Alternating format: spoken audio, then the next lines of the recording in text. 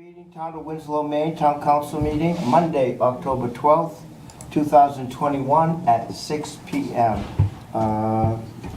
Lisa, are you there? Could we have a roll call vote, please? I am here. Good evening, everyone. It's nice to see all of you. Nice to see you, Lisa. Roll call. Peter Rappo. Yes. Ben Twitchell. Yes. Gary Yes. Kurian. Joseph Gravel. Yes. Jeff West. Yes. Louis Trahan. Yes. And Ray Karen. Here. If we could all rise and recite the Pledge of Allegiance, please. I pledge allegiance to the flag of the United States of America and to the republic for which it stands, one nation, under God, indivisible, with liberty and justice for all. We have public hearings tonight. Ordinance number 10-2021, providing for an amendment to ordinance number 5-2021, personal rules and regulations for town employees by revising town employees benefits section of the personnel policy and regulation handbook and adding in the adoption of domestic partner coverage. Is there anybody in the public that would like to speak on that? Nobody from the public. Will move on to public hearing, ordinance number 11-2021, providing for an amendment to ordinance number 5-2021, personal rules and regulations for town employees by revising section 6, employee benefits section of the personnel policy and regulation handbook, and adding in the Juneteenth holiday to subsection 6.1 holidays, and adding the additional week vacation under subsection 6.6 vacation leave. Is there anybody from the public that would like to comment on that? Nobody from the public. I close the public hearing portion. I'll take a motion to approve the minutes of the previous minutes by Ben, second by Jerry. All those in favor, raise your hand. All those opposed. Communications, boards and committee appointments. Cemetery trustee, Dorothy Fogg. So moved. So moved by Jerry, seconded by Jeff. Any discussion? No, I think Dot will make it excellent. Obviously, she's been involved in the town for a very long time. It's just great to see her come forward and be part of the cemetery committee. Thank you, Dot, for coming forward and participating in that cemetery committee. All those in favor? I don't think that's a roll call, is it, Lisa, or is it show of hands? Show of hands. If you, everybody, raise your hand, please. Unanimous for Dot Fogg. We have a presentation tonight, 10 minutes in length, maximum, by Peter Garrett. Peter, could you come up to the podium?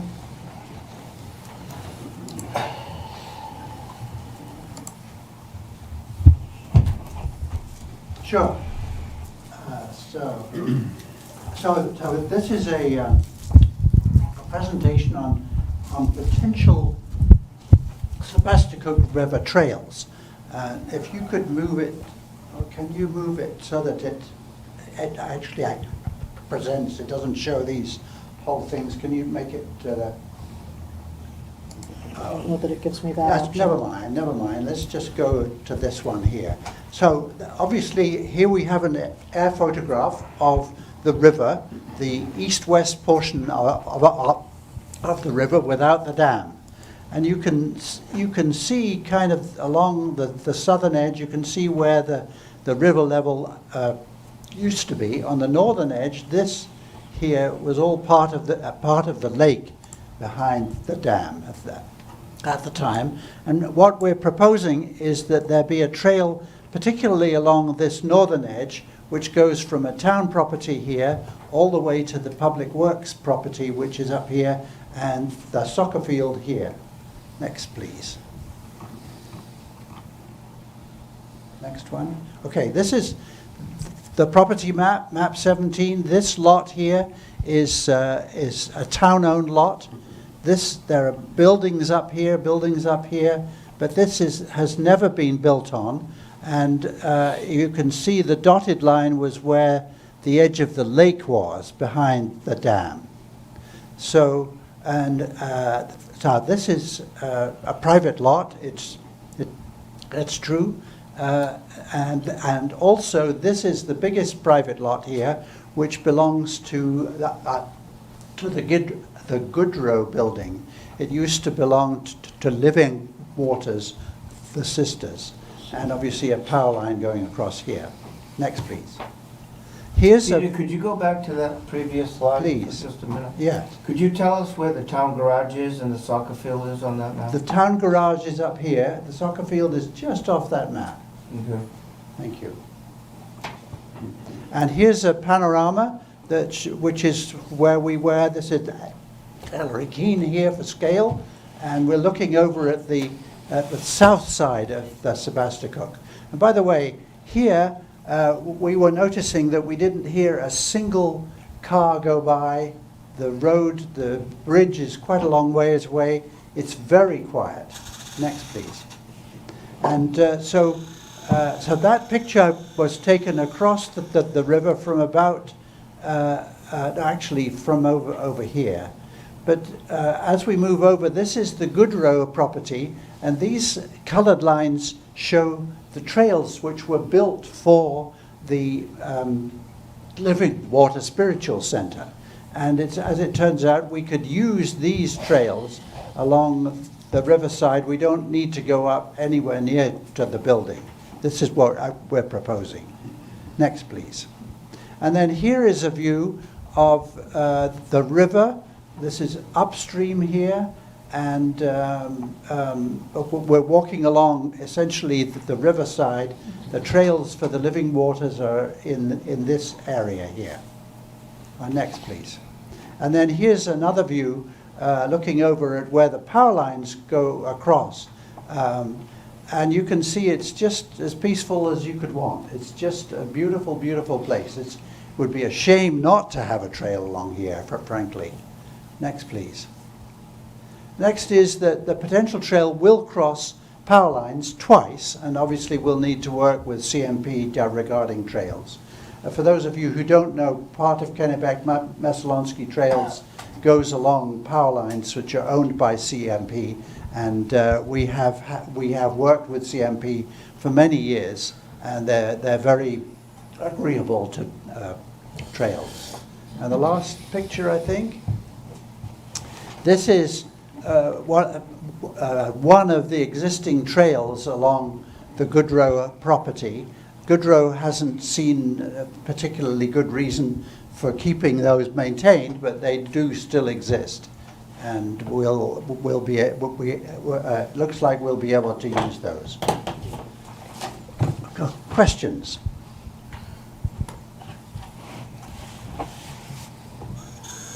So in the past, at the Centennial Trail, I know that you have done a lot of fundraising. I know that we own the old CHVU property, and I think we're in the process right now of leveling it off, and we're kind of got a lot of fill in there right now that Paul has put in. In our lot you're talking about? Yeah, I'm sorry.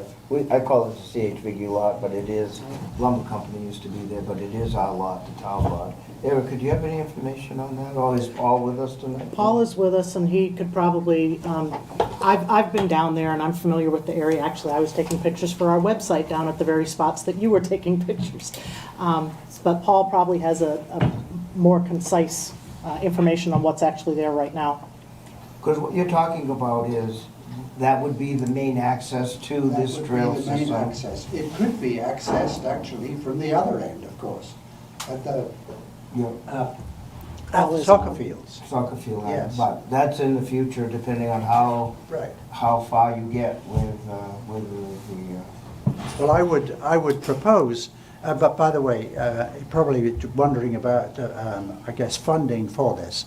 So I've been involved with the funding of many trails projects, and not only in Winslow, but Benton, Waterville, Fairfield, and Oakland. And in each case, it's been mostly through the recreational trails program in the Department of Agriculture, Conservation and Forestry. And I know the people there, and what I would do is help to write the proposal and have the money come to the town of Winslow. Town of Winslow or someone has to provide at least 20% of the funding for that.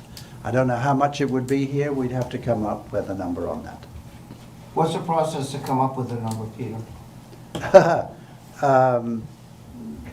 It's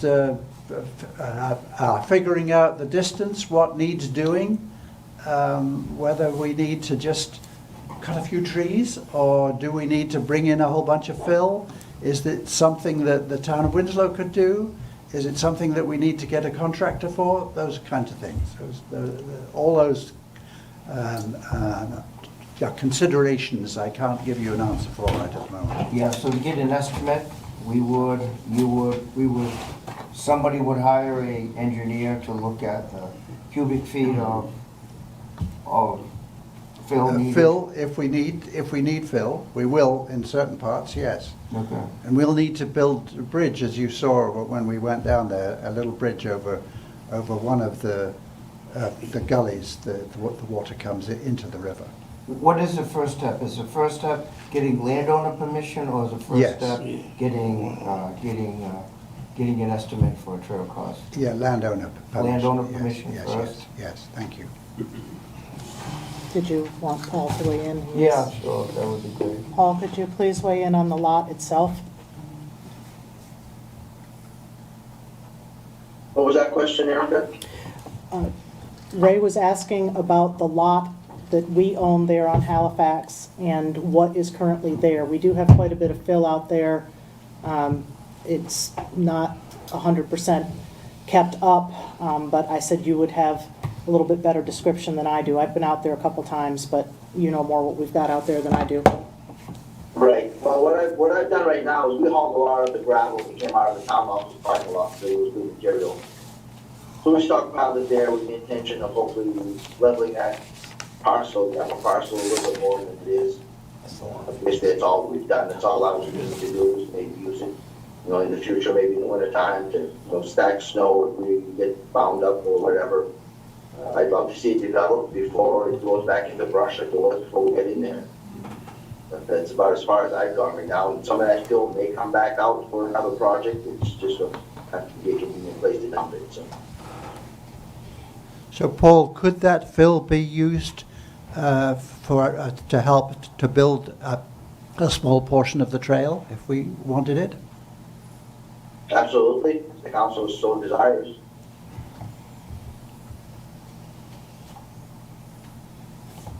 One of the questions that I have is who's gonna own the trail? Who's gonna negotiate with the property owners? Okay, so the property owners would continue. Who's gonna maintain it? That's right. So our first ownership, the property owners would still own the trail and the land under the trail unless they ceded it to the town.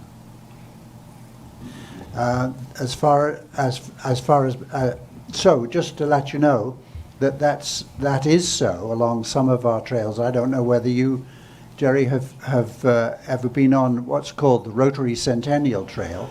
That's land goes from the railroad abutment in the river all the way up into Benton. That land is still owned by CMP. They give us an easement across it, and that's what we would ask for in this case. Okay, as far as maintenance goes, or do you have any further questions on that one? No, I'll let you go. Okay. Gave you 3? Okay, as far as maintenance goes, we negotiate that as we go along. So in some of the trails, we maintain it, Kennebec-Maslonsky trails. In some, for instance, in Waterville, most of the trails that we've developed there are maintained by the Waterville Parks and Recreation. As far as Winslow goes, just you may know the East Kennebec Trail, which is reached in that from the access next to the CMP pole yard off Benton Avenue. The town of Winslow has been very helpful with maintaining that. Originally, we maintained, Kennebec Maslonsky Trails maintained it, and to some extent we use volunteer maintenance on that. Any other further questions for Peter? And who would own the trail itself? Well, as I say, who would own the trail?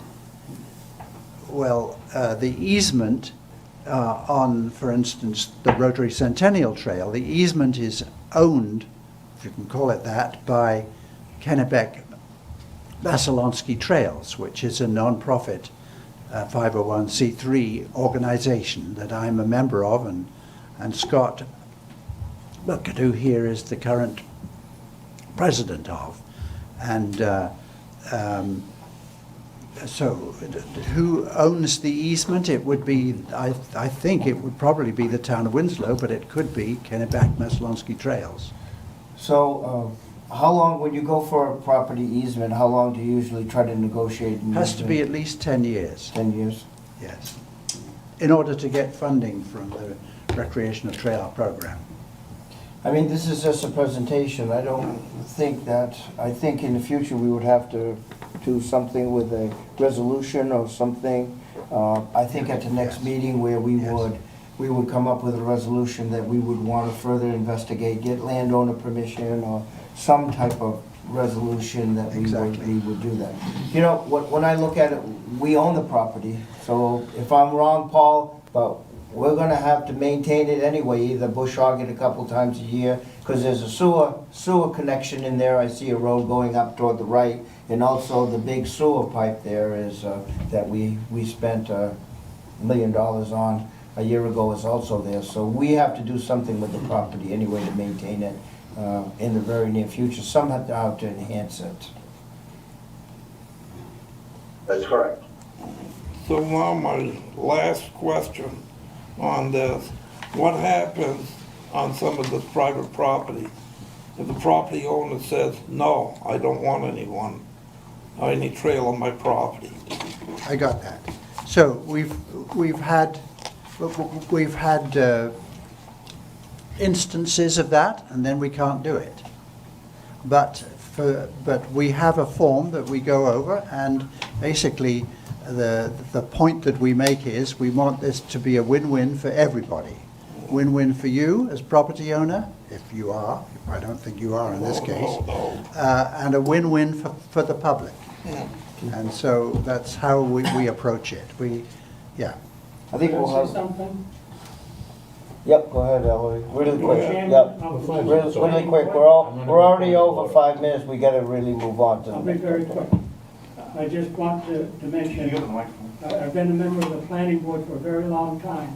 It was many years ago when the properties at the southern end, Yep. approaching where the lumberyard used to be, that subdivision was approved by the planning board. And we made it a condition of the approval that a trail be allowed to go through there. Okay. So that a more precise detailed agreement is needed, but there is something in there. Thank you, Peter, for Thank you. coming up and informing us and stuff, so thank you very much. And we'll have something for you in between the next meeting. Obviously, we'll have some conversations about wording a resolution and for the upcoming Thank you. thing. Okay, thank you. Moving on to reports of committees and commission, town managers report. Thank you, Mr. Chairman. Good evening, everyone. Nice to see you all here. September is already gone. I can't believe how fast the year is moving. I have some good news to report this month. Lisa Gilliam, our beloved town clerk, is back with us at least on a part-time basis. We're very happy to have Lisa. With her doctor's restriction, she has to join us through Zoom tonight, but she has been in the office about 20 hours a week. And hopefully as she gets better, her doctor will ease up on some of those restrictions, but we're very happy to have Lisa back. So thank you for being here, Lisa, and we've missed you dearly, so happy to have you back. Also have some staffing changes to pass on, or staff moving on in some cases. First, and probably the one that requires the most congratulations, Mo Labby is one of our senior equipment operators. Mo is retiring after 39 years with the town of Winslow. It is a rare thing to find somebody that lasts that long with a single employer these days. So I would like to personally thank Mo for his service and wish him all the best in his upcoming retirement. And we'll look into that gold watch, Mo. We'll see if we can do something about that. In not as happy news, Adam Bradstreet, our code enforcement officer, is moving on to the city of Waterville. He has accepted a position which will be starting October 28th. Adam has been with us for 4 years, and I would like to thank Adam for his 4 years of dedicated service to the town. We will miss him. I congratulate him on his new position. It'll be some pain for us for a little while until we can find somebody to take Adam's place, but it's certainly a good move for him. That's going to be leaving a big hole in our staff, so one thing I have been doing is reaching out to our surrounding neighbors and seeing what I can do about somebody interim in the position, see if we can get somebody part-time. I do have some potential leads on that, and actually I received a call today from somebody who is interested when we post the position, so that's good news as well. We also are down one police officer. Officer Matthew Buck left us for the town of Kittery. He cited wages as the primary reason, so we're hopeful as we go through police negotiations that as we put together a new compensation package that we will be able to aid in recruitment and retention and getting a new replacement in here for him. So we're currently in negotiations right now. So those are the big staffing changes that are coming right down the pike. I also wanted to say congratulations to Tanya Gross and thank her for her efforts in securing $2,900 in COVID funds, which are for the purpose of funding all of the meetings that we've had to do by Zoom. So she was able to recoup 12 months of our Zoom subscription fees. So congratulations to Tanya for getting that done, and thank her for getting that. Every little bit of money counts.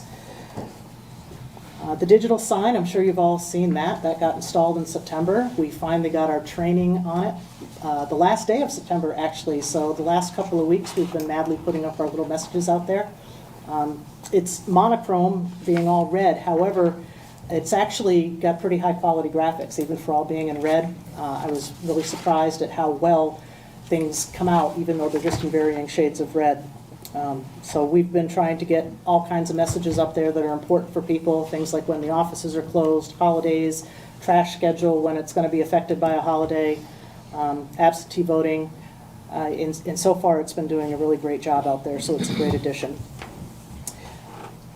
I will be launching my Coffee with the Manager series coming up actually next week. That's going to be a series to try and generate input from the business community specifically, but also other community groups. Anybody is welcome to join.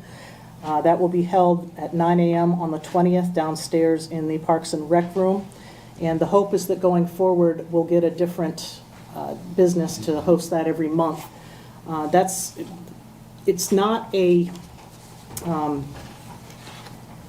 It's not an opportunity so much for people to just make random comments about what's going on in the town. It's not for things like my garbage didn't get collected on time, or to talk about what my taxes are, things like that. It's supposed to be a think tank, try to get ideas for where we want to go in terms of the future of the town and try to get some of those ideas. So it's my attempt at doing some grassroots outreach with the community. So hopefully it will be well attended. I'm going to kind of skip over the first two projects that were on my report, because obviously as we look around, those are pretty much done. The town office parking lot, obviously it's paved. There is going to be another course of paving coming in, so we aren't going to stripe that fully until next spring when we get the final course on there, but we will stripe the handicap spaces until then. The town office heat pumps, those have already been installed. My report says we'll start October 4th, but they got it done in 1 week. That's that unit you see up there, as well as others throughout the building. Really glad to have that done. They are silent when they're on. It's very nice to have those in here, and hopefully our air quality is going to improve. The town website, we're still in the process of getting the content migrated, but they are up to that stage. So this is a multi-month project that we started in July. We're moving into month 3 here, and the migration of the content is probably one of the biggest tasks that has to be done to move that forward. So that's the stage we're at. Our Bangor Time payroll system, which is the electronic and automated payroll, we haven't actually launched that yet because we need to schedule training with all of our employees so that they understand what to do and how to access that system. Tanya's going to be scheduling those trainings, and then we can start using the system. During the testing phase on this program, we will run 2 systems so that we can run them side by side and make sure we aren't missing anything till we're 100% sure that Bangor Time is working as it should be. Dude Solutions is the asset management system. I had a meeting this week with the developers over there just to make sure we're kind of on track for what we're, the data that we're gathering for that. My next meeting with them will be later this month, and we're moving that project forward. And the junior high environmental study, we're still waiting on Craig Wilson to have time to move that forward. Again, because we have decided to keep that building open and available for the schools throughout the school year, I have not put a lot of pressure on Craig to get to us. If it gets to the point where we are determining that we don't have time to wait for him, I can look for another vendor, but he's already done a lot of the preliminary legwork, and if we have the time to wait, it makes sense to wait for him. And last, the phone system upgrade. Originally, when I reported to you, I said that we're still waiting to get on their calendar. The good news is last week I did get a call from Consolidated. They are moving us forward. I don't have the firm date, but they were looking to be scheduling site visits potentially out at the library and at Public Works to determine what has to be done there to get them on the system. And of course here, they don't really need to schedule the site visit. We're already installed here. So that's good news that they've actually got us on the radar. So we've got a lot of irons in the fire at this point, lots of things going on, and we're going to have some challenges coming up with our staffing changes in the next couple of months. We may end up short-staffed. This may mean some frustrations for people in the short run. We will get through it. We've got a dedicated staff. We've got great department heads. So I ask everyone to be patient as we may be short sometimes, and it just takes us a little longer to get a few things done here and there. Our goal is to keep everything running as smoothly as it always has and address everyone as quickly as possible and get things done. But just bear with us. Yeah. Obviously, the biggest one seems to me is the code enforcement Yes. officer, and being able to do business even after the 29th will be critical. And I'm sure, I know you're on it, and I know that but you don't see any problems with being able to do business after the 29th right now, or hopefully. I would be lying if I said it was 100% confident. However, I have had conversations with a few of our other local managers that have indicated that they could help us out in the interim if need be. That's not as solid as I would like to have it. I would like to have somebody who's maybe retired and just needs some part-time work, maybe 20 hours a week to come in and help us out. That would be preferable to me. But in the interim, we will have the ability to call on some of our neighbors for the critical stuff to get done. My biggest worry, and it's on the agenda as a discussion item later, would actually be keeping the planning board up to date. So, because that's a big part of what Adam has always done for us. So, like I said, it won't be easy in the short run. It will be some pain. We will get through it. We'll get there. But obviously, that's a big hole in our staffing. Any other questions for Erica before we move on? Go ahead, Jerry, please. What's going on with Benton Avenue? Well, that's on Paul's report, and if you would like, I would turn that over to Paul to address what we've got going on there.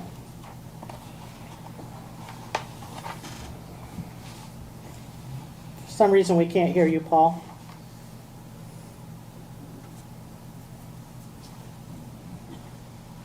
No, it's not. It doesn't show you're muted. Microphone guy. No, that's the one. No, I think it's, he's probably having issues on his end. Sometimes we get that. He talked before. Yeah, we've had problems, technical difficulties with Zoom from time to time in the past where you turn your microphone on and off and then suddenly you're no longer communicating. So I know what's going on with that, and if I say something wrong, Paul can wave his hands and tell me that I'm wrong. But basically where we're at is we are now into the middle of October, and Pike has not been able to get us on their schedule yet.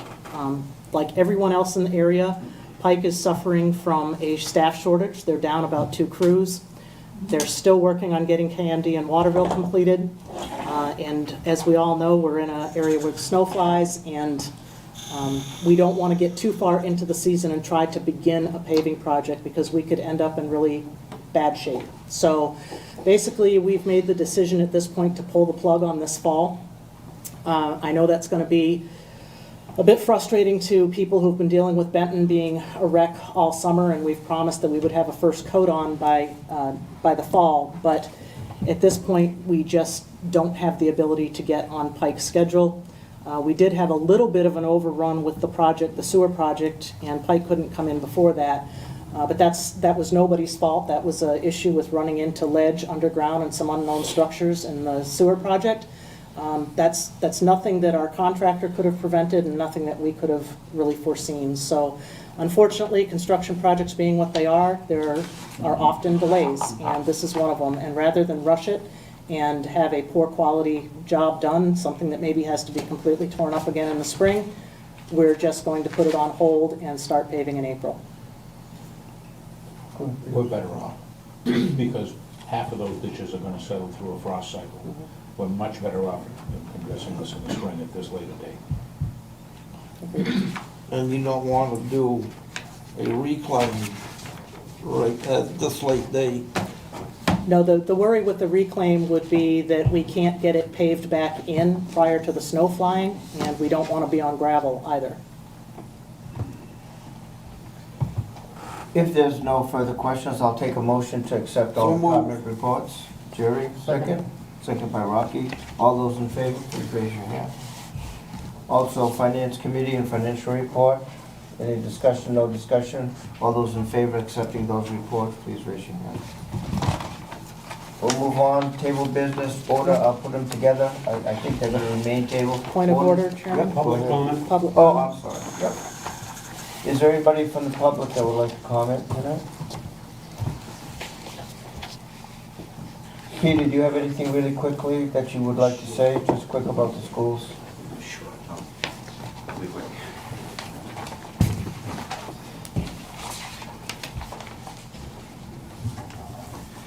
Yeah, I guess the first thing that I would say is that we're still in school 5 days a week, and I don't say that tongue in cheek. It's an incredible amount of work to keep our buildings open and running.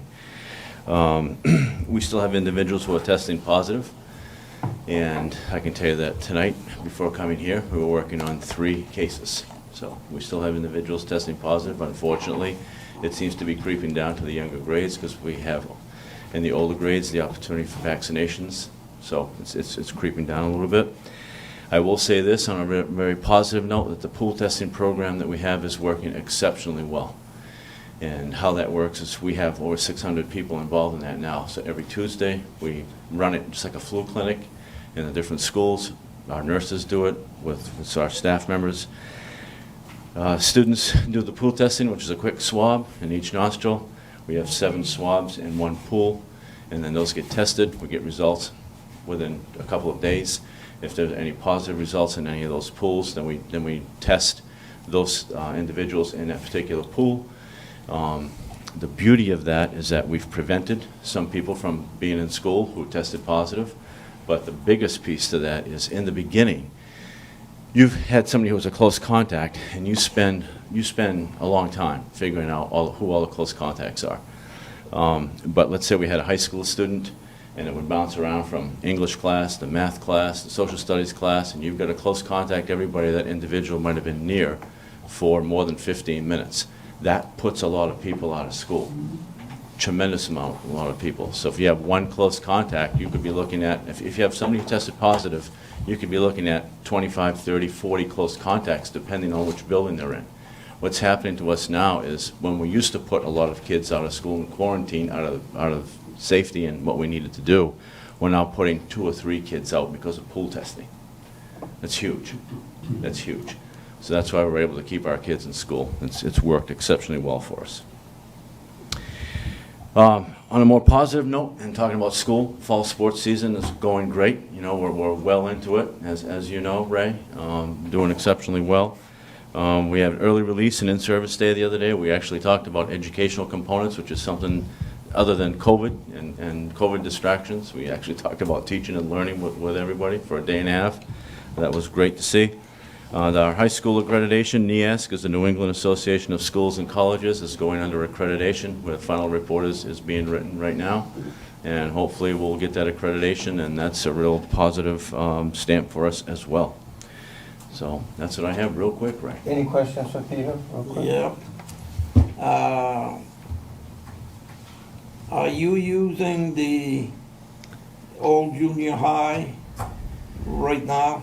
Right now, we're not. The individual who was using the old junior high has purchased a piece of a building here in Winslow and has moved that operation there. The daycare part. The daycare part of it, yep. So it's still there for us if we should need it. I will say this to you, as we start creeping into the fall, into the winter, we're going to get more and more requests to use our buildings from outside agencies, you know, that typically do. It might be good to utilize that space for some of those requests that service children. In other words, Boys and Girls Scouts. If they want to utilize the space, typically they would use the elementary school. We may want to put them there rather than put them in the school, so that we can continue to do some of the cleaning that we do in the evening, the extra cleaning that we're doing during COVID times. How are the daycare getting the students to their new location? Yep, we just had to reroute some of the bus routes in order for that to happen. Because we typically would take those students home, or take them home to wherever the daycare was at the end of the day. We got the bus drivers together, we had to reroute, reorganize, redistribute, do new seats, new assigned seating, all of those pieces to make that happen. It's a service to parents. We get them to the daycare after school, so that's because they're at work. Any other further questions for Peter? Thank you, Peter, for coming in. You're welcome. I had one, but I can't remember what it was now. Thank you, Peter. Thank you. Moving on to table business, we'll take ordinance number 7-2020 and ordinance number 03-2021. I believe we'll keep those tabled. What's the wishes of the council? Move on. Move on. Let's move on to old business. Ordinance number 10-2021, providing an amendment to ordinance number 5-2021, personnel rules and regulations for town employees by revising the employee benefits section of the personal policy and regulation handbook and adding the adoption of domestic partner coverage. So moved. So moved by Jeff, seconded by Peter Drapo. Any discussion? If there's no further discussion, it's an ordinance. Lisa, can I have a roll call vote on 10-2021, please?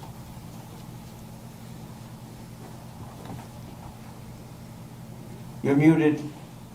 She's not, though. We're having issues. Okay, we're having issues. Yeah, because, Okay, we can't hear. I can- Could you do the, Let me could you see. do- We might have to shut down and restart that, but Can they go out and then come back in? potentially they can, yes. Lisa, try it now. Can you hear me? Yes. Yeah. Awesome. Okay. Lisa, we're doing a roll call vote on ordinance number 10-2021, please. Peter Drapo, yes. Ben Twitchell, Yes. Derek Yes. Kerrigan, Joseph Bravo. Yes. Jeff West, Yes. Lee Trahan, Yes. Ray Karen, Yes. passes 7-0. Ordinance number 11-2021, providing for an amendment to ordinance number 5-2021, personal rules and regulations for town employees by revising section 6, employee benefits section of the personal policy and regulation handbook, and adding the Juneteenth holiday to subsection 6.1, holidays, and adding additional weeks vacation under subsection 6.6, vacation. So moved. Second. So moved by Jeff, seconded by Jerry. Any discussion, please? This is the second reading on that, so Lisa, can I have a roll call vote, please? Number 11 dash. Yes. Go ahead. Peter Drexel, Yes. Ben Twitchell. Yes. Jerry Clary. Yes. Joseph Gravel. Yes. Did Rocky say yes? Yep. Thank you. Jeff West. Yes. Lee Trahan. Yes. Ray Karen. Yes. Passes 7-0.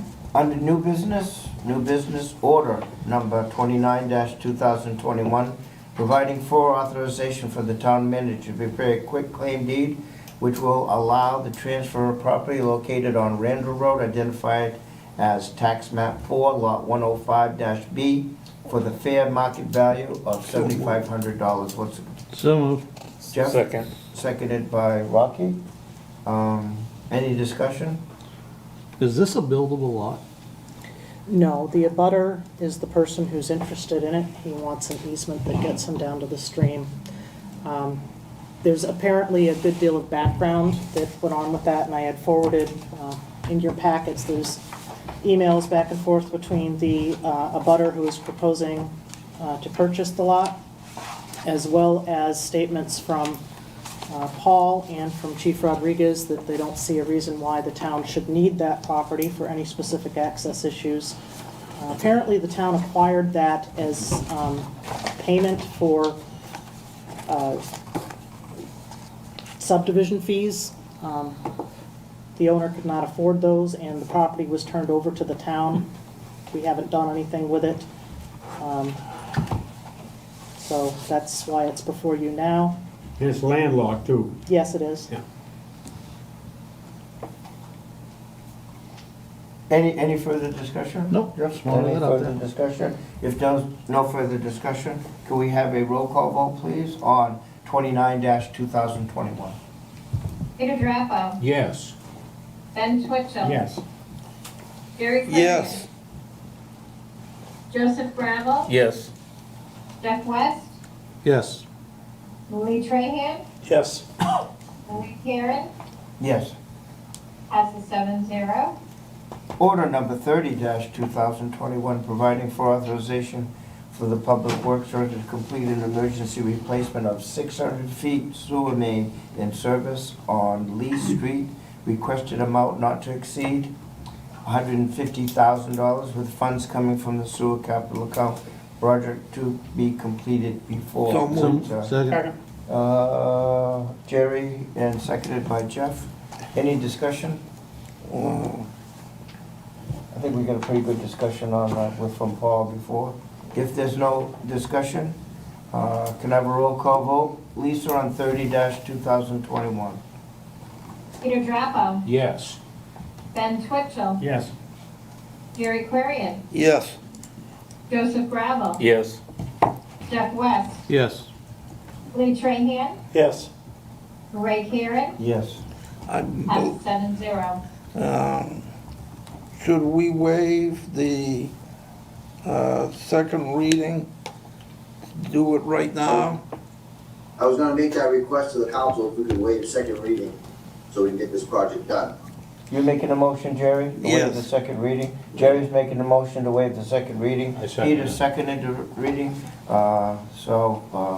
We'll have a second reading tonight on order number 30-2021. Lisa, can you, Yes, we can. Roll call for Peter Drappo. Yes. Ben Twitchell. Yes. Jerry Clarion. Yes. Joseph Gravel. Yes. Jeff West. Yes. Lee Trahan. Yes. Ray Karen. yes? Second reading to be waived passes 7-0. Mr. Chairman, Yes, go ahead, Joe. just a question for the town manager through you. 29/2021, is there any hurry for that one? The property? Okay, I just know if it was coming. There's no sense of urgency on this part. He's just interested in acquiring the property. Okay, I just, if it was gonna mess anything up with the sale, then. Okay. Thank you, John. Resolution number 41-2021, providing for adoption of a remote participation policy for town council meeting. So moved. Jeff first, seconded by Lee. Any discussion on that? I think Can I that ask who was first?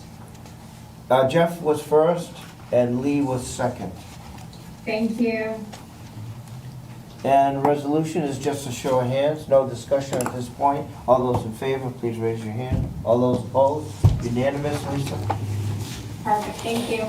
And before we get into discussion items, we have 1, 2, 3, 4, 5, 6, 7, 8 discussion items. I would say that we'll do, if the council so agrees, that a maximum of 5 minutes on each discussion item. Hopefully, we can get through with a lot less discussion, a lot less time on some of these issues. But we'll go for a maximum of 5 issues. Does the council feel that that's adequate time to discuss some of these? Yes. Okay. First discussion item, trails of the town forest. I'm not sure who, was that you, Rob? I can, if Amanda's not. Is Amanda on? Yeah. I can Amanda take care. is stuck in her recreation duties tonight. Okay. Yeah, no, I got that then. Go ahead, Rob. So, just a quick update. We are working on the town forest to utilize it for a recreational area and also working forest. I had, town got a call from Steve Kuchar. Apparently there was some trespassing, I won't say trespassing, some damage by four-wheelers out there and the dumping of some animal parts on the property. And it also affected Bessie's land that butts around ours. So the good thing that came out of it is that we got to meet out there, myself, Warden Kuchar, and Mr. Bessie, and along with Amanda. So we got to kind of take a walk out and see what was going on. It was a very productive meeting.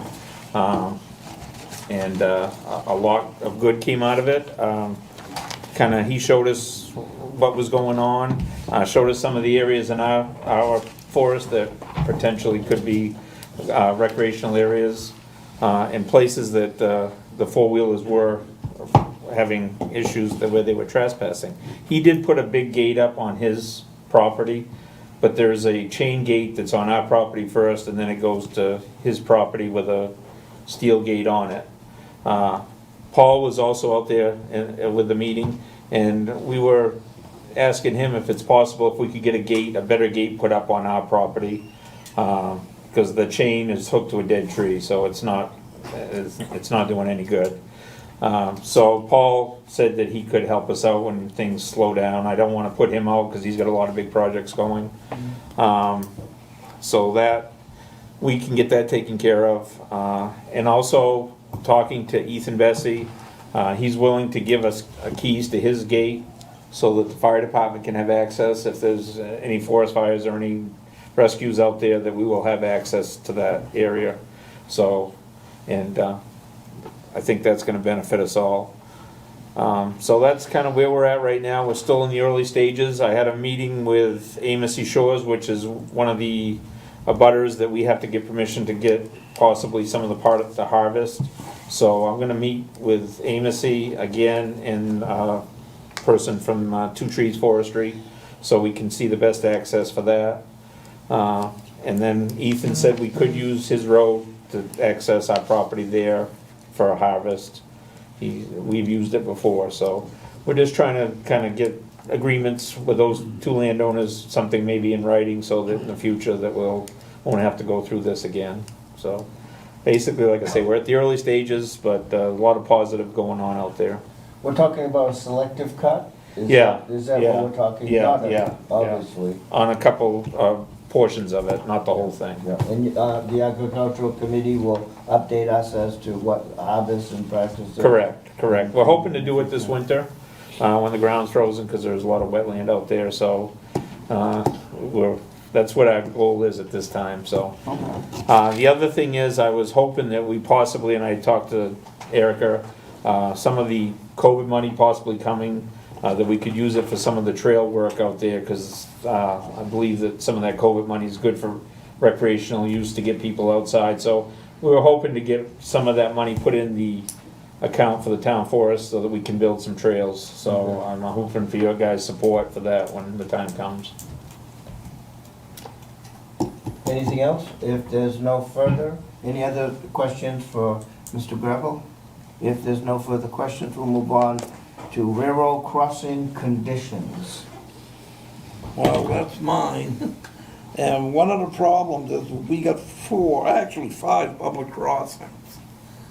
There's Sand Hill Crossing, Bay Street, 2 on Lidgo Street, and the Halifax Park Crossing. The 4 major crossings are in pretty bad shape. There's the bottom one down on Sand Hill, the bottom of Sand Hill. Something happened there about 2 weeks ago. It looks like somewhere they hooked onto the Nelson rail chairs and pulled them out. And we're having a hard time trying to get some of these crossings fixed. They're rough. We could land up with vehicles getting damaged on the thing. So I believe that we should try to get in touch with the railroad and have a meeting with them to see what they can do. I know what they'll do, they'll pass it on to us.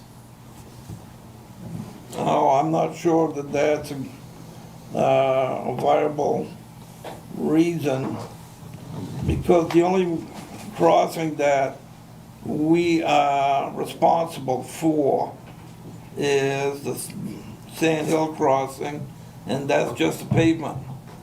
The others is the railroad's responsibility, but they don't bother with them. So I would suggest, like I said, is to get together with the railroad and see what they can do. The next one Is there any other questions on railroad crossing conditions? Erica?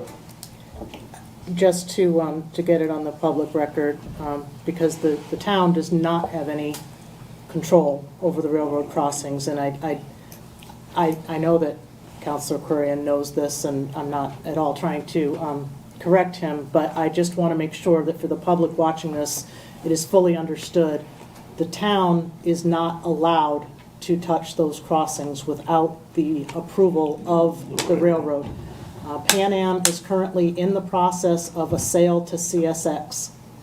CSX is interested in purchasing it for the potential extension of passenger rail north to Bangor.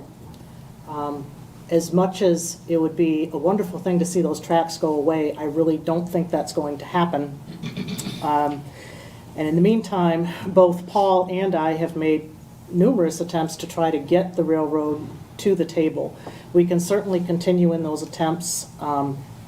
It's one of the, to me, it's one of the big obstacles to us doing anything with Bay Street as far as development is those railroad tracks, particularly in the condition that they are.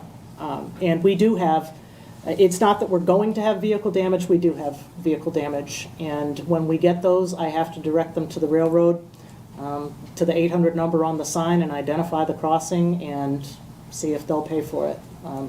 So I just want to make it clear that this is not something that's not on our radar, that we aren't paying attention to. It's definitely a priority. It's just unfortunately the railroads have a lot more protection at the federal level than the locals and the state even have teeth to put into it behind it. So. Thank you, Erica. If there's no further questions, we'll go into a discussion of number 3, unused utility poles. Well, that's mine again. There are more and more utility poles in the town that have been replaced, but there's still telephone that has not moved their cables over, or they have left empty poles with nothing on it. I'm trying to figure out who is responsible. Actually, it should be the utility that's responsible to remove the poles. But if it stays out there for 2, 3, 4, 5 years, what happens if those old poles get hit or get fall down? They can say that these have been abandoned in place. I'm all set on that. Okay, unused utility poles, any other further discussion? I know in our neighborhood, there's several of them. And Consolidated has not transferred this stuff over. I know Spectrum has done theirs, Power have done theirs, but Consolidated needs to be pushed a little. I can't help you because I don't work for them. As long as those poles are in there right away, there's nothing we can do. Oh, yes, there is. Okay. But we gotta get a hold of the right people to push to get it done, so. Should we look at setting up a meeting with Consolidated at least once a year? Because they're the ones and the aerial utilities, CMP, Spectrum rents. So you think you're not gonna take the poles out? Sure, I can investigate that possibility. Okay. Any other further? If there's no further questions on utility poles, Robert's Rules and MMA Election Officials Course, who brought that up? I did. Go ahead, please. We should, I know that MMA has a class for Robert Rules of Order. I'm not sure what time of year it is, but should we, as councilors, all of us, be required to take that course so that we know what it is, what we cannot do, having people cutting off other people during discussion items, well, not discussion items, but during the meeting. And Erica, do you know when the class is? They hold it several times a year. Lisa and I have both been pushing those forward when we know they're coming up, for those of you who have not taken it. I can tell you that our attorney feels that it should be required. And sometimes even as a refresher, and try to see, I could look up when the next one is, and get that to you easily enough, but it is multiple times a year, particularly when we have new counselors coming in who have not been on the council in the past. It should definitely be first time required coursework. It's a 3-hour course through MMA. It costs us $30 per attendee, which is a bargain. And it keeps us out of legal hot water by making sure that all of you as council members understand your rules of authority, where you have purview, where you don't, things that you can and can't do. It's a fairly important course, not just from the standpoint of the town's liability, but also understanding that anybody can be attached to a civil case individually. So I can't make it mandatory of you, but it truly should be. And that's just... Just keep, Lisa, and just keep forwarding us the available course dates, and I think we all recommend that the counselors, if possible, should make an effort to try to, it's an online course, is that correct? Usually So it's conducted by Zoom. They used to do it in person, but lately they've been doing more and more by Zoom, obviously driven by the pandemic. But some stuff even that they were planning on going back to in person, they've kept on Zoom. Okay. Lisa, did you have something to say? I was just gonna add that they usually have the course just after the first of the year, usually January, February. They'll have a second one in June. And then I don't know if they have any further ones leading up towards the end of the year or not, but they definitely have at least 2 a year. The 2 that they had this year were by Zoom. Okay, well, we have 2 councilmen up for election, so it's an opportunity to, in January, when we have our first meeting on January 2nd, maybe we could bring that up again, that this is something that, all councilors, if they haven't taken it, we highly recommend that they do take it at the beginning of the year, when another course is available. And we should have the dates by January 2nd when they are available.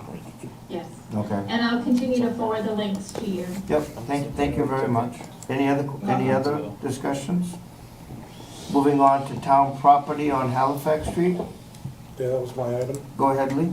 Well, we kind of touched on it a little bit already with Peter Garrett's presentation. I think the trail system to be created would be great.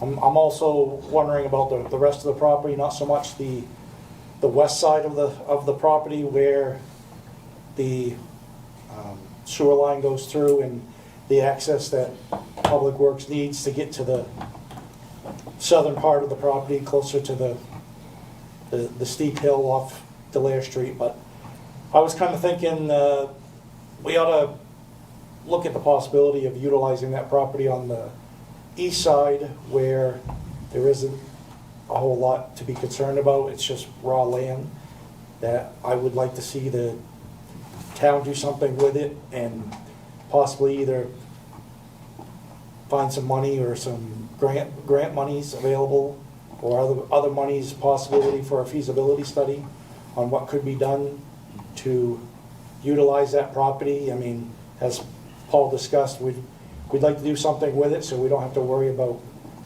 letting it get overgrown again and keep it maintained so it's a nice piece of property for the town to use.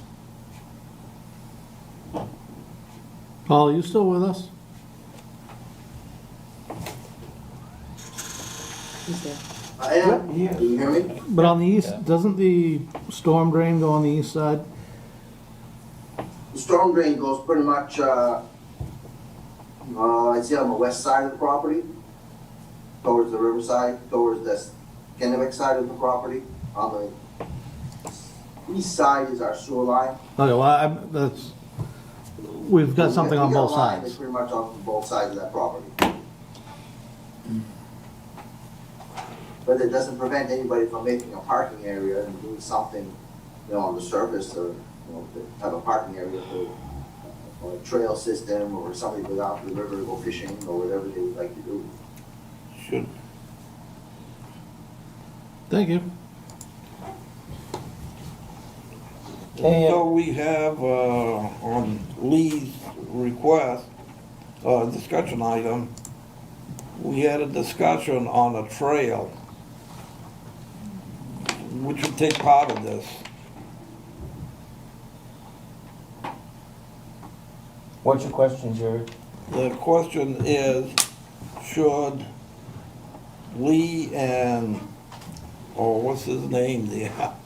Mr. Garrett? Mr. Garrett, yes. Get together? I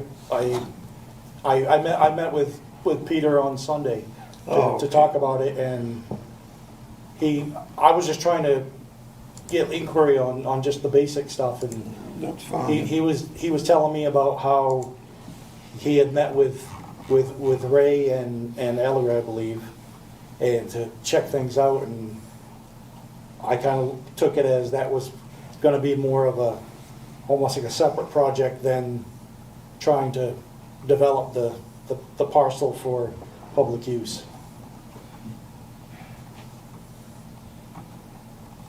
I think it all ties in together to some extent, Lee. Right, I mean, it's going to be a park. Well, we want it to be a trails, you gotta park. get a parking lot, Yeah. and then you gotta get, I know it's a beautiful piece of property. I know that when you go along the riverside, not so much on the town side, the town does have some good property when you go toward the river and when the connect, but the real value of the trails is connecting it to, you know, the length of trail that you have. Usually you like to do a couple miles for a trail. What happens, you know, parking lot before that, I think, you know, it's always good to look at, utilize different things for that. We have a park, of course, obviously the old Halifax Hill, we have a playground there, and then we have the Fort Halifax Park there too. So it, you know, but the land has to be somehow maintained, and maybe as part of that maintaining, something could be done down there. You know, it's just a matter of keeping our eyes in it. Erica, what's your thoughts on that? Kind of like, let's walk before we see what we can Right. do down there. My belief is that we need to, you know, start at the beginning. A feasibility study is potentially appropriate, but again, before we spend any money, we really ought to be investigating whether the landowners that are part of that would even be willing to provide the easement. Otherwise, we are putting the cart before the horse. And I understand what Ellery said about the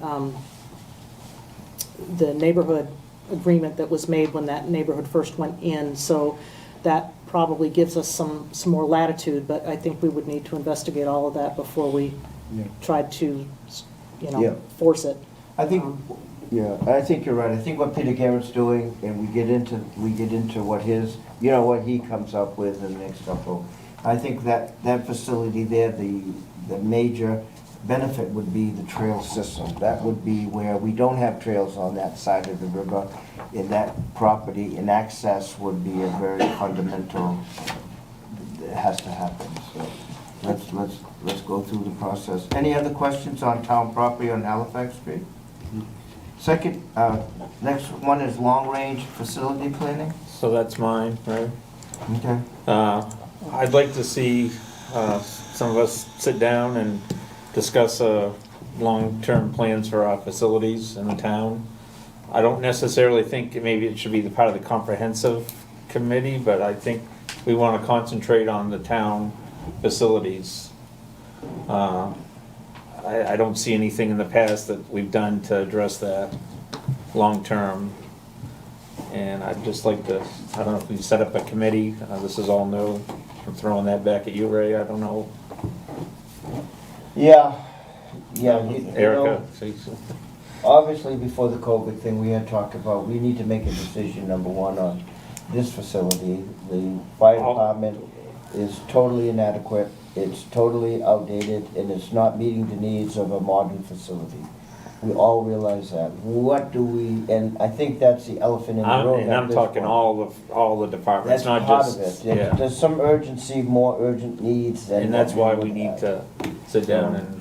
And I think you're right. I think whatever decision, we need to start making or gathering data to make that decision. Definitely. Go ahead, Erica. So, not to step on any toes, but we did make a decision to have a facilities planning committee. That decision was made last November when I first got here. At the time, I had asked several of you to participate. All of you had agreed. The problem is now, 3 of you that I asked to participate are counselors. So last month, I had sent out a question to you all about who's going to drop out, because I can't have 3 of you on the committee. I would point out that anything that happens with facilities is the purview of the town manager per the charter. So anything that happens there gets driven by this seat, and I'm not trying to be territorial, but that is the function of this job, is to get that kind of planning and research done. And it is important. We do have a lot of considerations. Anything going forward in the next year or two, we're going to be severely hampered by the cost of building. But we know that we have some definite needs that have to be addressed sooner rather than later. Where we need to get is who's going to be on the committee so that we can start convening that committee and start having these discussions and start pulling in potentially some presentations from engineering firms and such to try and get some ideas. I think individually, I know the chief's done some research, I've done some research, and we've got our ideas. I know also that members of the council have their ideas. However, I would remind you all that the council's function is to vote on what's brought and put before you. And that comes from the committee driven by myself. So I don't mean to make that. Who's on the committee from the council right now? So right now it'd be Rocky, Peter, and Jerry. And why can't we be on the committee? Because it would be It's a considered. quorum. So one. Well, 2 out of the 3 can be. Two That's not- two that's people not a can quorum. be, but we can't have the third. So that's the answer I need to be able to move that forward. Who else is on that committee? Lynn Choate, Gary Owen. We probably should also consider recruiting some other members from just the general public. But that's who stood up and responded to my last request. That's no good for- We have 3 councilors on the committee, but now we can only have 2 councilors on the committee. So I'm probably not gonna ask tonight, but, well, I'll ask tonight. Does anybody feel like, I think appointment of committees is up to the chair, is that correct? Yeah. Yes. It's up to the chair, so I can make that decision, and I'll make that decision. I don't have to make it now, I can make it off, right? Or do we have to vote on that after?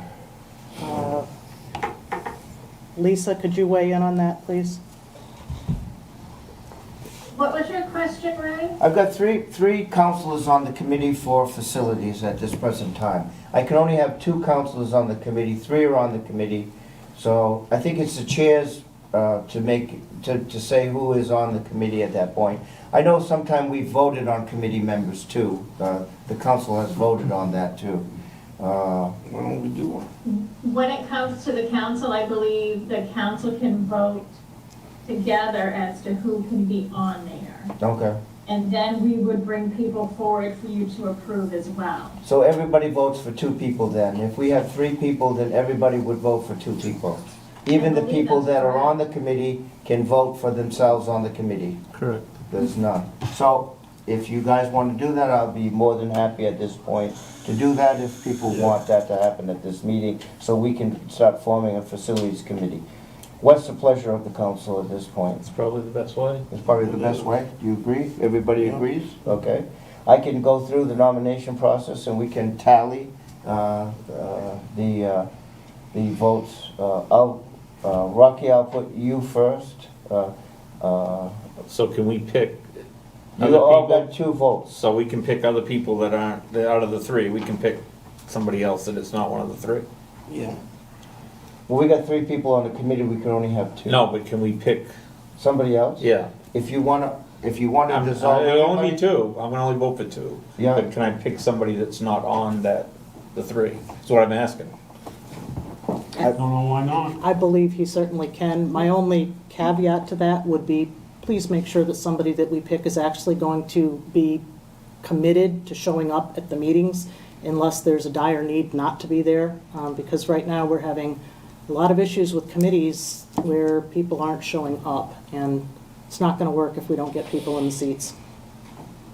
I guess, who wants to be on the committee on the Quite council, would honestly, be the I first would question. I would nominate Rocky and Peter myself. Rocky and Peter. That's what I would do. That's your vote, Rocky and Peter, are the 3 that are there. So Rocky and Peter right now are the 2. Any other nominations for the committee? Any other nominations, Rocky and Peter on the committee? If there are no further nominations for the committee, then all those, I might be walking home after this, but huh? That's okay. So, Somebody needs to second it. I'll second it. Lee will second it. So at this point in time, we have 2 nominations for Rocky and Peter. There's 2 positions. I think a show of hands at this point would be appropriate. So all those in favor, please raise your right hand. All those opposed? Is there any opposed? None opposed at this time. Rocky and Peter are on the Facilities Committee. You say Okay. Gary Owen is on that too, Erica? I'm sorry? Gary Owen is on it? Yes. Okay, good. What do you think, a couple more? Well, we don't want it so big that we can't make any decisions. You tell me. Should be an odd number. Yeah, we do want it to be an odd number for voting reasons, and I'm not a voting, I'm the facilitator, so, So you have 4 as of right now then? So one Right. more, and we probably ought to have somebody involved that is With either the the code building trade enforcement, I mean, eventually. or a business person. Gary's in the business trade. Oh, Gary I have no trouble with. Right, I do think we need someone who, like, really doesn't have a dog in the hunt from the public, that can probably, although we've got Lynn Choate, and she's got some experience in that background, but that's not really her thing. She's on the planning board, and so is Gary. Well, what we can do right now too is, for people that are listening out there at this particular time, we're looking for somebody to serve on this facilities committee. So from the public, if anybody's, interested in serving on that, we're looking for somebody in what field do you think would be associated Well, I with think it? any business person capable of reasoning. Yep, so, if you're interested, call the town office, talk to Erica or Lisa, and we'll get a bunch of names together, and then at the next meeting, we can appoint, the council appoints to the committee, is that correct? Yes. So we'll appoint that member, but I would not, if you want to meet before then, I don't think we should wait for that other member, is that we can meet and do preliminary work Sure. before the next meeting, before we have that businessman here, whatever business person here. We're over our time. We're over our time. Sounds good. I just wanted to say I'd be willing to volunteer for it. I am chairman of the planning board, and maybe you don't want 2 planning board members on it, that's okay. Just wanted to let you know. I'm Okay, doing it. thank you very much. Thank you, Lori. Moving on to planning board membership as a topic. So I was asked to add this topic on here.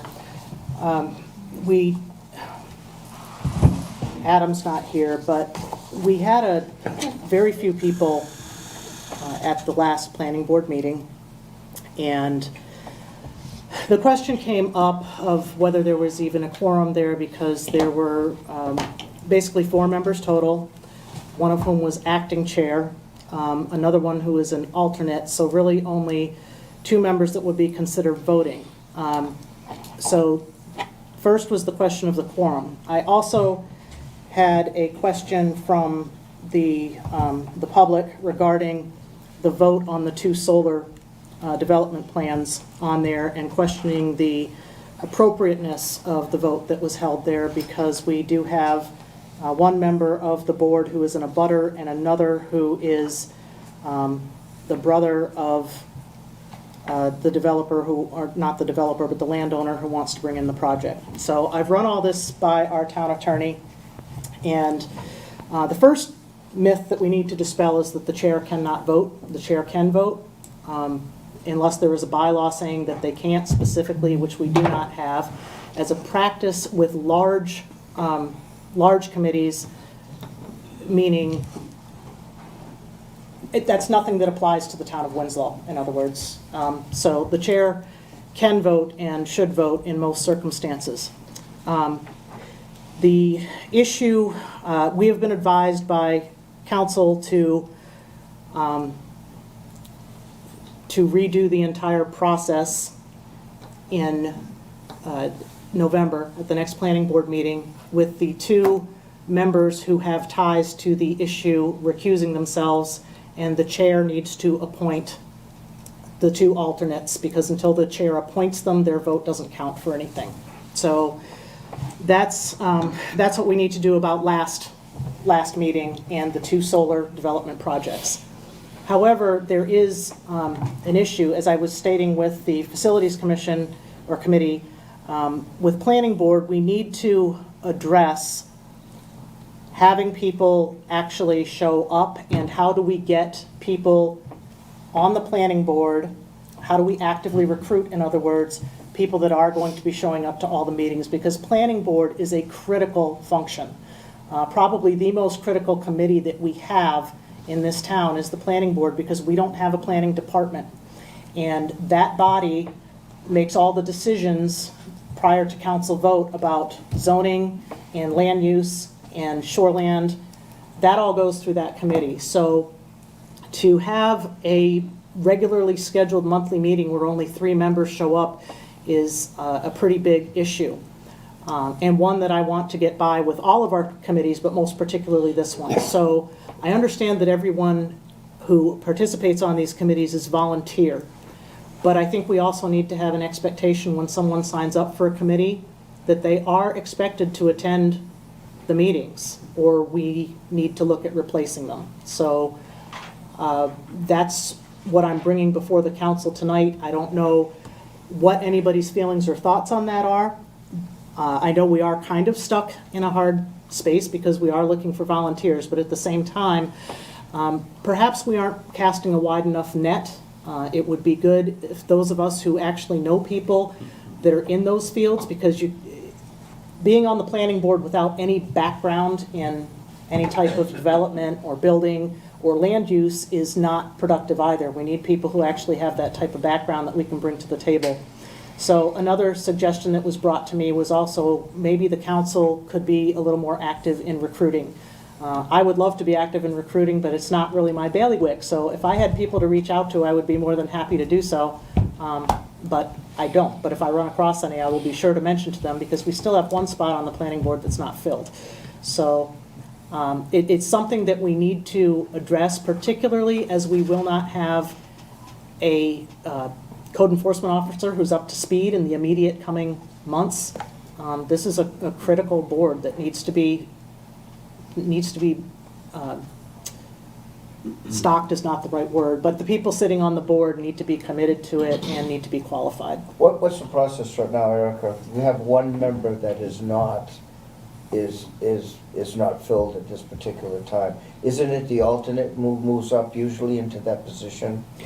It's an alternate position, but yes. Oh, it's an alternate yes. position. So right now, for instance, if we need to have 2 members recuse themselves from the next vote, there's really only one alternate to appoint in, is my understanding, and I need to look at that membership again, and Lisa probably has the most current. Lisa, what's the process of getting a new names for voting on the planning board?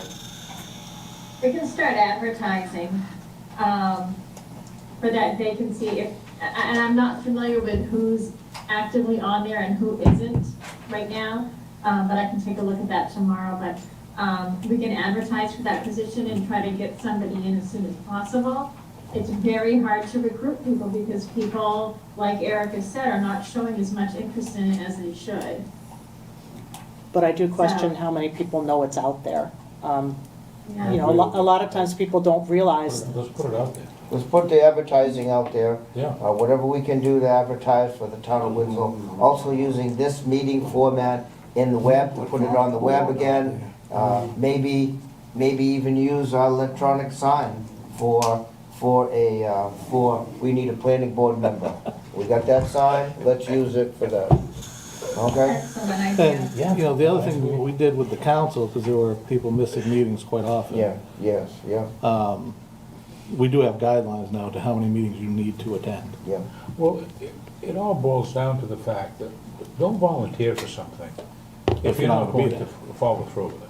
Now, that's just poor character, period, the end. So if you're not going to participate, don't bother to put your name in. But I think advertising this, and I'll tell a lot of people that we need some planning board members. Yeah, yeah. And I think that's one of the committees that there's 2 alternates because of the importance of the committee, is that if we lose somebody, we need to fill it almost immediately.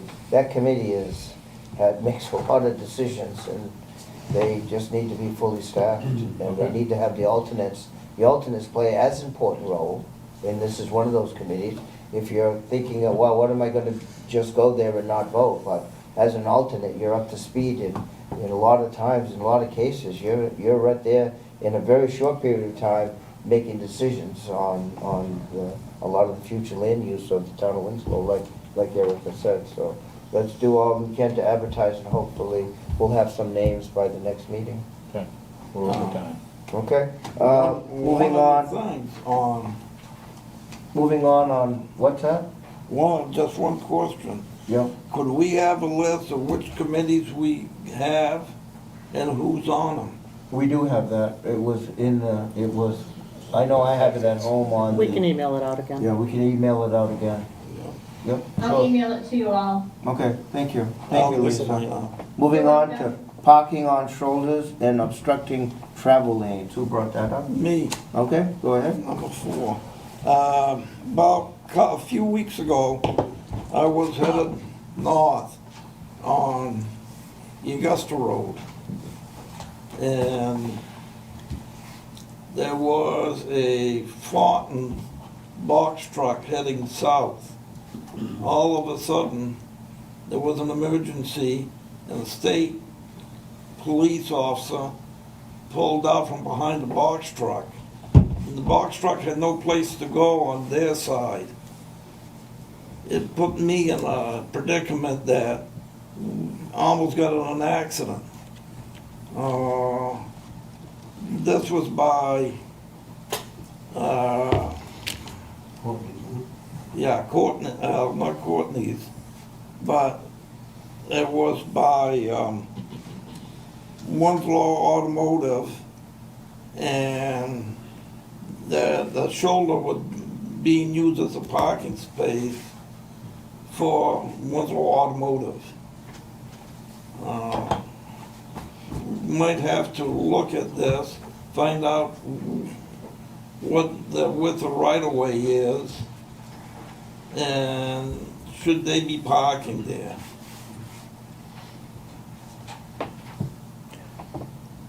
Go ahead. Go.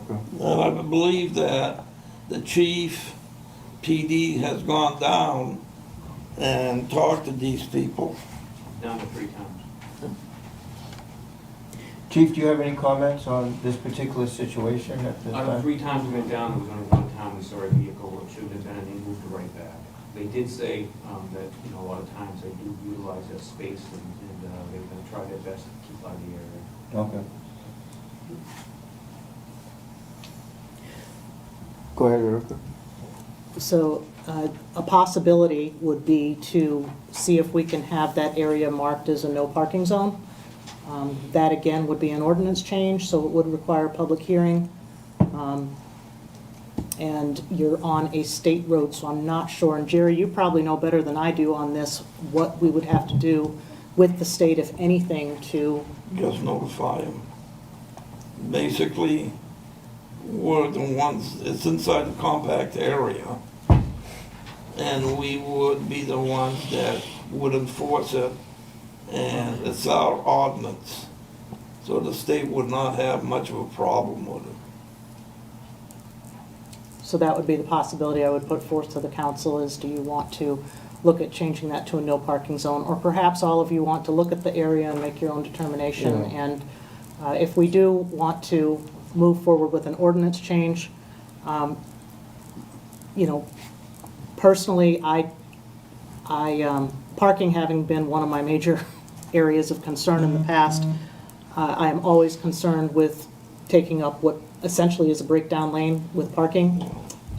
However, I haven't really sat out there and observed traffic. It does help to actually observe what's going on, not just have it anecdotally. So that might be something we all want to pay some attention to before making a recommendation moving forward. But there is a definite concern when you don't have anywhere for vehicles to go on a high-speed road. And we're not talking super high speed out there, but it's certainly a busier road than if you were in a neighborhood and people are parked on the shoulder. I think one of the things we ought to look at is what is the width of right-of-way in that area. It's not only there, M&M Autos does the same thing. And I'm not against these people, but we have to look with them to see where they can put their vehicles. So, I think what I'm hearing is, we'll take a look, some of us will drive by the area, evaluate the area, and maybe we can bring it up as a discussion item again next month. Is that what we're kind of recommending now? Or alternatively, I can try and have some studies done and bring the information back to you as counselors, and you can make a determination from there. At the present time, Chief McDade, it's not illegal, right, what they're doing? It's not, I mean, and they're really, when we go down and talk to them, they're really polite. Right, Cooperative. right. They know they've got a parking problem there. Yeah. to deal with it, so. Since you've talked to them, have they been better, or have you think they've? I haven't seen any problems, but I try to keep an eye on it, so. One of the things we don't want to do is, we don't want to legislate a problem that no longer exists. And I think that if they're willing to make a concerted effort to try to do that, if we take a look every time we go by, or you take a look, or Jerry takes a look, and if we do have a problem, or it continues to be a problem, then perhaps, I know that fire trucks go through there, and it can be, is it tight, Chief? It can be very tight. I know, I've seen it pretty, when they go by there, it's, with those vehicles, it can be. What's your opinion on that situation? I know what he's talking about, and I agree with Chief McDade. That, That business owners are very cooperative. okay. Yeah, we don't want to put it across that we're unfriendly to a business either. Exactly. So, all right. Let's monitor the situation, and then we'll monitor it for the next couple months. If you guys could keep an eye on it, if there's any problems, come back to the council next month, and we'll re-examine it if you feel that is in the future there's a problem there. So, and we'll all keep an eye on it down there and see what happens. If I could say one more Yep, thing. go ahead. Just keep in mind, this isn't, the focus needs to be on what is safe versus unsafe. It's not about being against any businesses. It's about what a safe operation is, and that's the whole purpose of a no parking zone, if one should be instituted. So, Yeah. but again, normally, in a bigger town, we would do a traffic study through there and try to see what we were actually observing. We don't have that kind of resources right here, so in the absence of that, we'll just have to try to do some observations. And one of the things is there's two eating establishments that there's a lot of foot traffic in and out of there prior to turning into the intersection, which makes it pedestrian plus traffic with turning. It's Cumberland Farms is before you get there, so they're entering and exiting. It is a very, and it warrants it to keep it free, to keep that area free. It's congested enough as it is. If there's no other on the parking situation, if somebody could do a motion to go into executive session, that would be great, please. Executive session pursuant to 1 MRSA subsection 4056A, personal matters, and executive session pursuant to 1 MRSA subsection 405CD, labor negotiations.